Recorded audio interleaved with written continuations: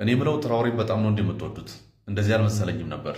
ለማንኛውም ፈሪ ሆኖ ሺህ ዓመት ከሚኖር አንድ ጊዜም ቢሆን ደፋር ሆኖ ቢሞት ይሻላል ያላችሁ ሰዎች እያወራን ያለነው ስለ አንድ ግለሰብ ስለሱ አይደለም። እያወራን ያለነው ስለ አንድ የሀገር መሪ ነው። የሀገር መሪ ስትሆኑ ደግሞ ኢጎ አይሰራም፣ የራሳችሁ የግል ዲግኒቲ አይሰራም። በነገራችን ላይ የአንድ መሪ የመምራት አቅሙ የሚለካው የሀገሩን ጥቅም እያስጠበቀ ጎን ለጎን ደግሞ ከየትኛውም ሀገር ጋር ጤነኛ የሆነ ዲፕሎማሲያዊ ለመገንባት ሲጥር ነው። በዚህ ረገድ ያየን እንደሆነ ትራኦሬ እውነት ለመናገር ከሁለቱም አለ ብዬ አላስብም። ምክንያቱም በመጀመሪያ ደረጃ አገሩን ፈረንሳይ ከምትባል ፓራሳይት አላቋል። ይሄ ጥሩ ነገር ቢሆንም ነገር ግን ያው ከፈረንሳይ አላቆ ለራሻን የሰጠው ይሄ ግልጽ የሆነ ነገር ነው። ያን ያደረገበት ምክንያት ደግሞ ያው ስልጣን ለመቆየት ስለሚችል አገሩን ከፈረንሳይ ብቻውን ማላቀቅ ስለማይችል እና ከአጠገቡ አንድ ሀያል ሀገር ከሌለ ያው እንደማያኖሩት ይታወቃል። ስለዚህ ወንበሩን ለማስጠበቅ እንግዲህ ያው ጉልቻን የቀየረው ከዛ የተለየ ነገር አለ ብዬ አላስብም።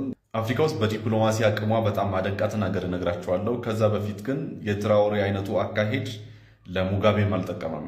ሙጋቤ እንደዛ ከምዕራባውያን ጋር እንደዛ አፍ ሲካፈት ባገኘው መድረክ ባገኘው አጋጣሚ ሁሉ ሲሞልጫቸው ላፌ ሲናገራቸው በስተመጨረሻም እንደ ዚምባብዌ አይነት ገንዘብ በጋሪ የሚገፋባት ሀገር ፈጥሮ ነው የሞተው። በማላችን ያለው ጠላትነት እንዳለ ሆኖ ነገር ግን አፍሪካ ውስጥ በዲፕሎማሲ አቅሟ በጣም ማደንቃት ሀገር ግብፅ ነች።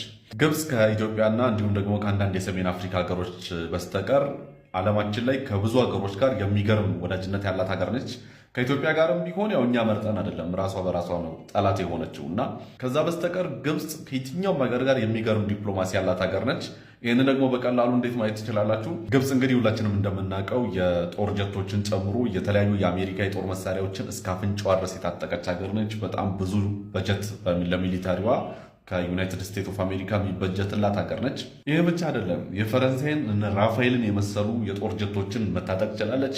በጣም የሚገርመኝ ደግሞ የዲፕሎማሲ አቅሟን የሚያሳየው ምንድን ነው? የራሻን የጦር ጀቶችን ታጥቃለች። የቻይና ሾርት ሬንጅ ሚሳይሎችን እና የተለያዩ ተተኳሾችን ታጥቃለች። እንግዲህ ያስቡት ከነዚህ ባላንጣ የሆኑ ሀገሮች ጋር ምን አይነት ወዳጅነት ቢኖራት ነው ከሁሉም የጦር መሳሪያ ልትታጠቅ የቻለችው?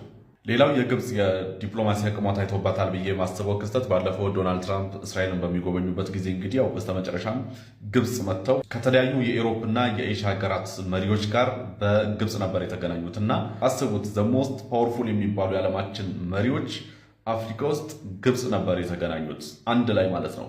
እና እንግዲህ እነዚህ ሁሉ ሀገራት ከግብፅ ጋር እንደዚህ አይነት ዲፕሎማሲያዊ ግንኙነት ሲመሰርቱ ከግብፅ እየመዘበሩ የሚወስዱት ሪሶርስ አለ ወይ ካልን የለም። ነገር ግን ያለችበትን ስትራቴጂክ ፖዚሽን በመጠቀም እና ለእነሱ ኢምፖርታንት አላይ በመሆን ብቻ ከእነሱ ጋር ጠንካራ